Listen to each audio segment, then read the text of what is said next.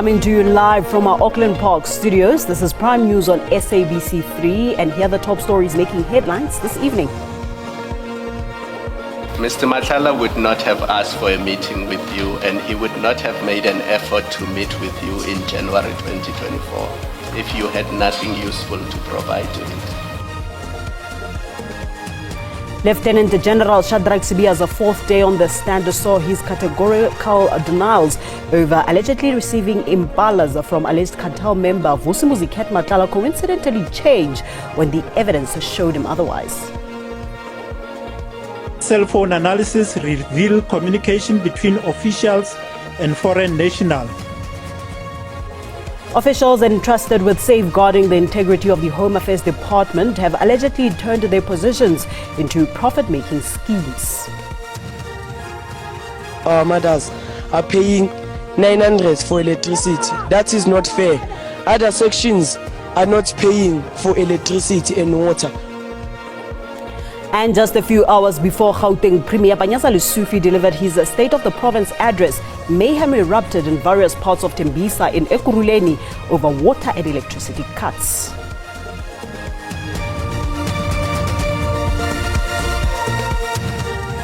It's Monday, 8 o'clock Central African Time. Good evening and a warm welcome to Prime News on 3 as we begin a brand new week. I am Paulette Nell, and as per usual, it's an absolute pleasure being in your company. Let's get into it, keeping you abreast with the latest developments in and around your world. With that said, this leads the bulletin this evening.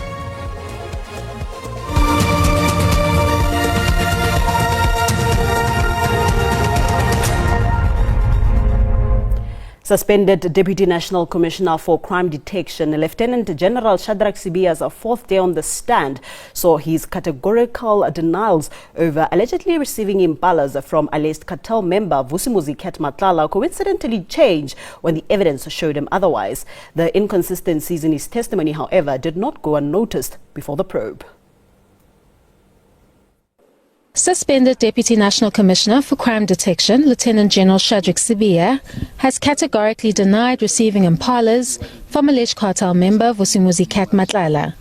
But when WhatsApp exchanges painted a different picture, Sibiya added a different detail to rationalize the evidence put to him, a pattern that didn't go unnoticed. Then we take you to the messages, and the messages show that in fact the arrangement was through Mr. Matlala, because it says from CAT. So then you say, well, yes, you realized that, and so your way of dealing with it was to say you're not going to accept delivery from a service provider. But then when you're taken to the evidence which shows that there was delivery and that there are impala on your property, coincidentally, after the date of delivery, as we see from the chats, then you say that the Zimbabwean gardener went and procured it for you. A similar challenge when he sought to advance that he was of no value to Matlala, an assertion that was quickly corrected by the Commission's bench. Mr. Matlala would not have asked for a meeting with you, and he would not have made an effort to meet with you in January 2024 if you had nothing useful to provide to him.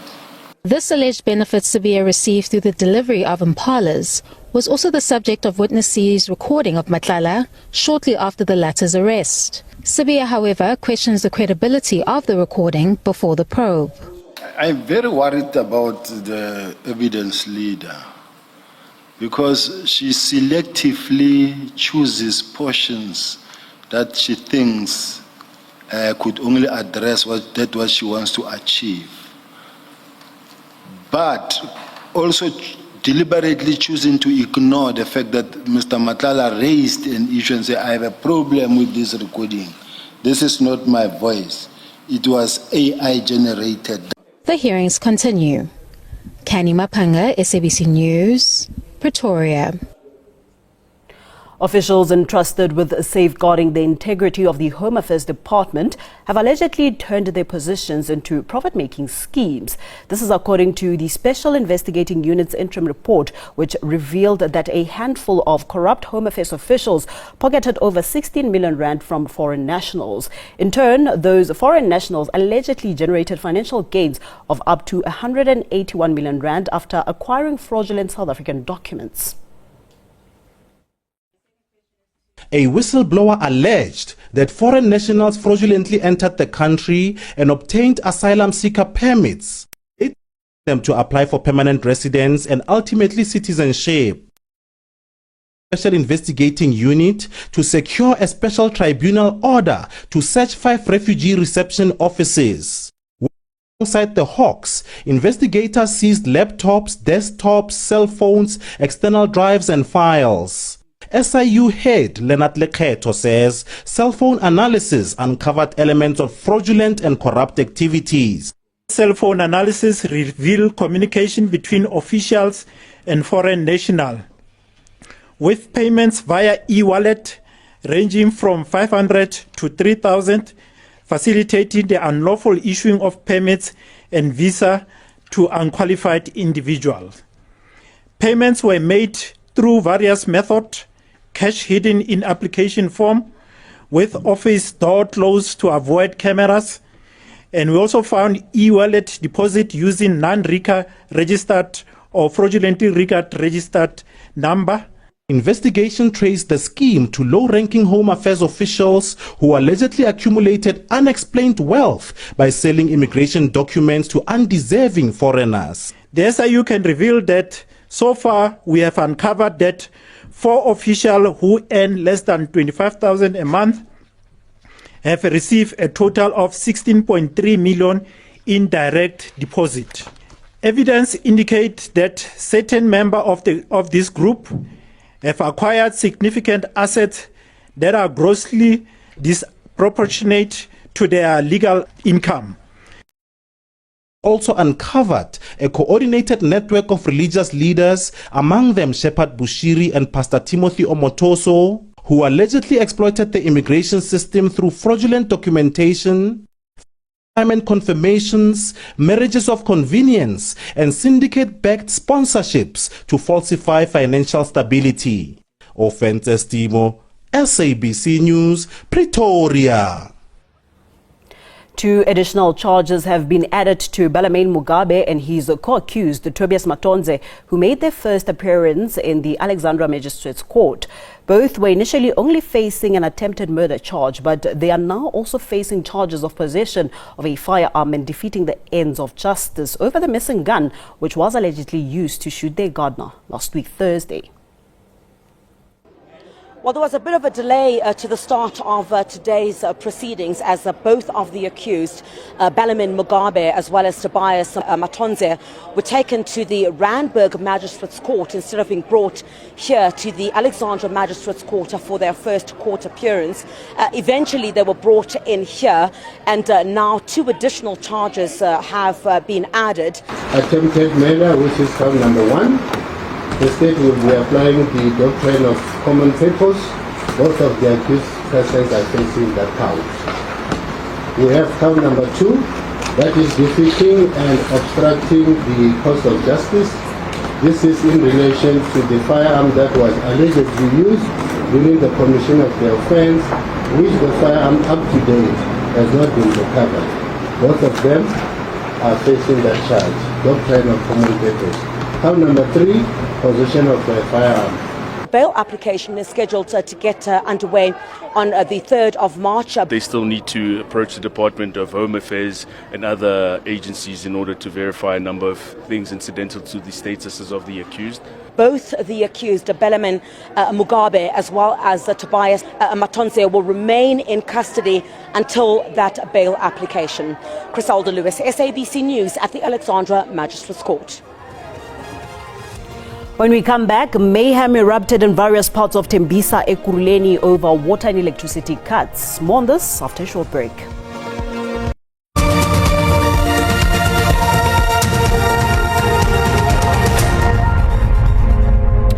Welcome back. Let's continue with this. Gauteng Premier Panyaza Lesufi has revealed a 760 million rand water infrastructure boost for the province. The major investment aims to tackle water woes, particularly in Johannesburg. Lesufi announced the project as he delivered his State of the Province address in Nasrec earlier tonight. On the 27th of January 2026, we were hit by an unexpected water shortage in our province. there was a huge explosion at the Rand Water plant. After this explosion, fire hit our transmission machines, followed by a huge burst pipe. Immediately thereafter, our water supply was deeply affected across the province. The first suburban area to be hit hard was Midrand. Lately, we can now declare that water has been fully restored in the Midrand area and surrounding areas.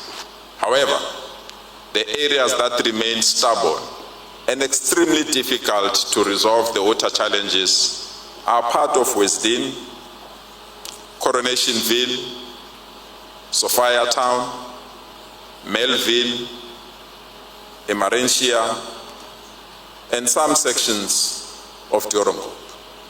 To permanently resolve these issues, a 760 million massive infrastructure investment upgrade is currently underway in the city of Johannesburg over a phased approach.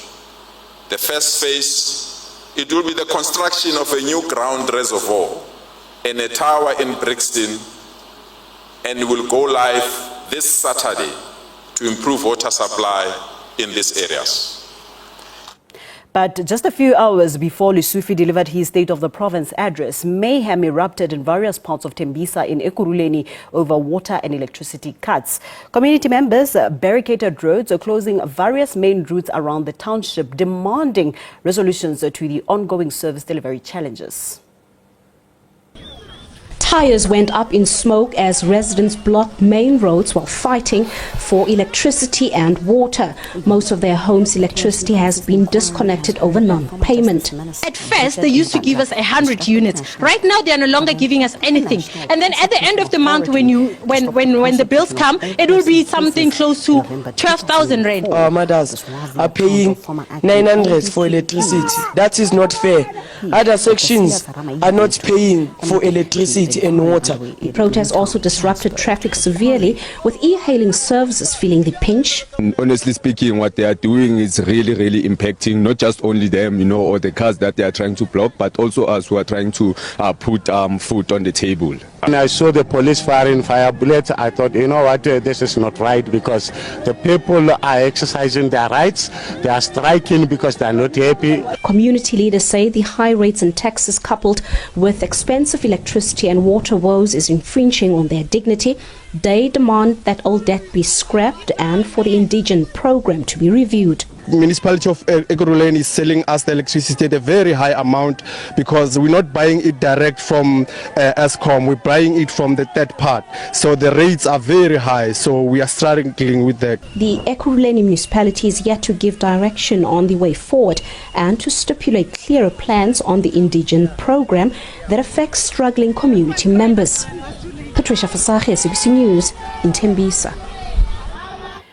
In other news, the TRC Cases Inquiry has heard that former Justice Minister Bridget Mabandla instructed the National Prosecuting Authority to stop the prosecution of all TRC cases in November 2004. This was the account of former acting NDPP Dr. Silas Ramaite to the inquiry underway in Newtown, Johannesburg.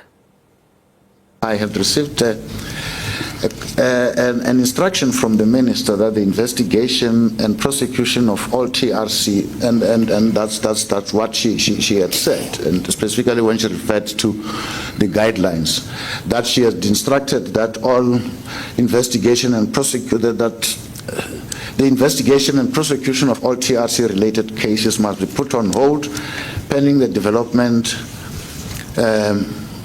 and the adoption of the guidelines. We had a lengthy, I cannot remember all the details of my discussion with Ackerman, but because Ackerman was actually insisting that we must proceed, and I then said to him, I actually pleaded with him and said, well, look, let's just wait and get an understanding of what exactly is happening. But at the end of it, what the minister had said was placing an effective moratorium on all TRC cases. After the break, US President Donald Trump is reportedly considering a limited strike followed by a large attack on Iran, even as diplomatic efforts continue. Let's give you the details after the break.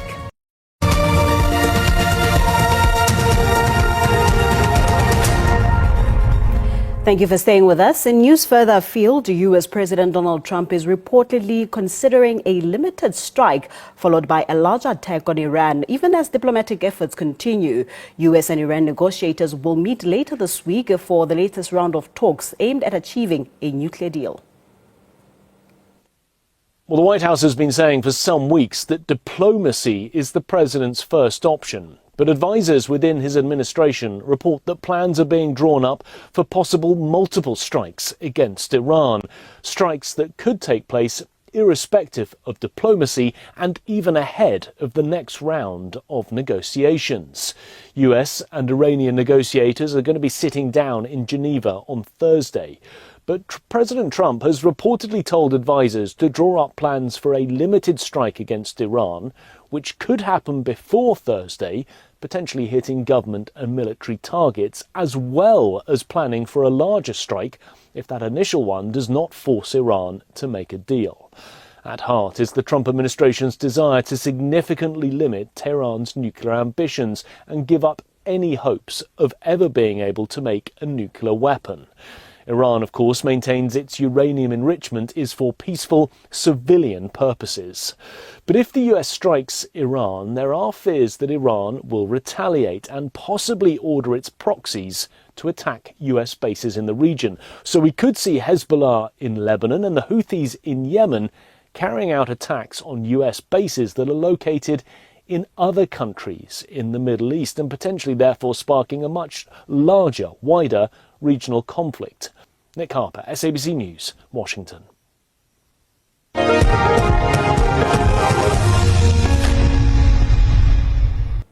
And now for your latest in the world of sports. Kaizer Chiefs firmly believe that the Betway Premiership title is still within their grasp. Having played 2 games less than log leader Orlando Pirates, Amakhosi are currently 4th on the log after 15 matches and just 8 points behind their Soweto rivals. They will play 2 massive games this week to try and close the gap and climb up the ladder. Although it's derby week, Kaizer Chiefs are taking it 1 game at a time. They host bitter rivals Orlando Pirates on Saturday in the much anticipated derby. But first, they take on a tricky Stellenbosch FC, also at the FNB Stadium on Tuesday evening. Amakhosi have improved in leaps and bounds after finishing 10th last season. So we are taking each game by game, each game as a cup game. Now today we have only Stellenbosch in our mind. We think only about Stellenbosch. We think only about the game of tomorrow. Then when we finish the game of tomorrow, we'll start to think about the derby. Chiefs have learned valuable lessons after failing to reach the quarterfinals of this season's CAF Confederation Cup.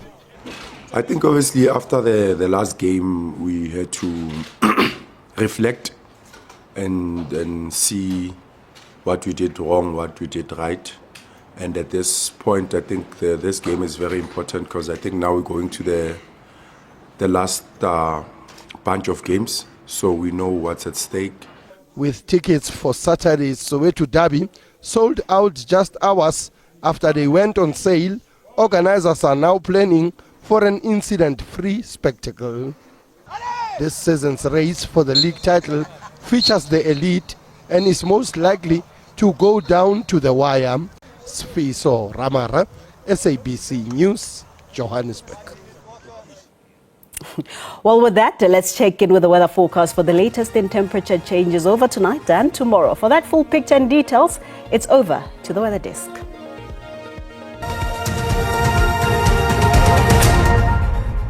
Thank you very much and a very warm welcome to the weather desk. Time for us to look at those conditions over the country. Now, we do have a cut-off low that's causing all these rainy conditions over most of the central parts of the country. We are talking widespread showers and thunder showers over the Northern Cape, stretching to Free State all the way into the interior of the Eastern Cape. Scattered as we move towards Mpumalanga and KwaZulu-Natal, just isolated over Gauteng for tonight. For tomorrow, a little bit of clearing. Those widespread showers and thunder showers only expected over Kabeja, stretching into the interior of the Eastern Cape, but still scattered as we we move towards most of the central parts of the country. Gauteng still isolated for tomorrow. Only a cloudy day is expected over parts of Limpopo, especially over Musina, stretching into Giyani. Looking at our conditions for tonight, we're expecting up to level 5 warning of some severe thunderstorm as we move towards that interior of the Northern Cape, stretching into parts of the Western Cape and also Free State, becoming a level 2 as we move into KwaZulu-Natal and the Western Cape. For tomorrow, we have up to level 4 over that interior of the Eastern Cape, stretching into parts of the Western Cape. Moving towards the Northwest Free State, all the way into that interior of KwaZulu-Natal, it is a level 2 warning of severe thunderstorm for tomorrow.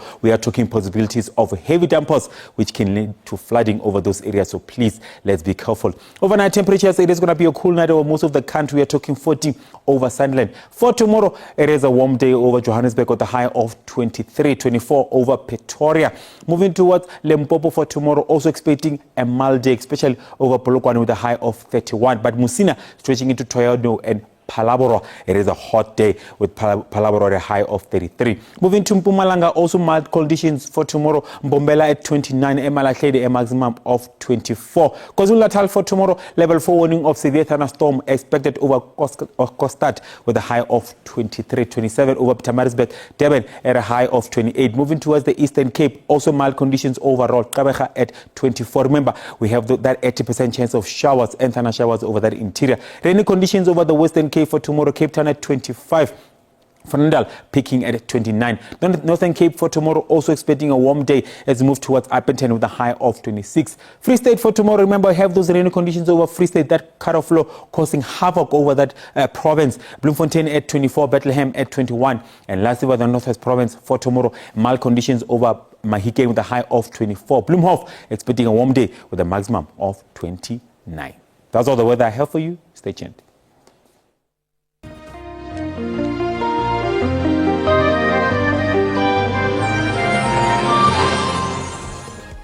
And we're going to have to park it here for tonight. We appreciate you always. Until next time, it's good night from us. God bless. Pula.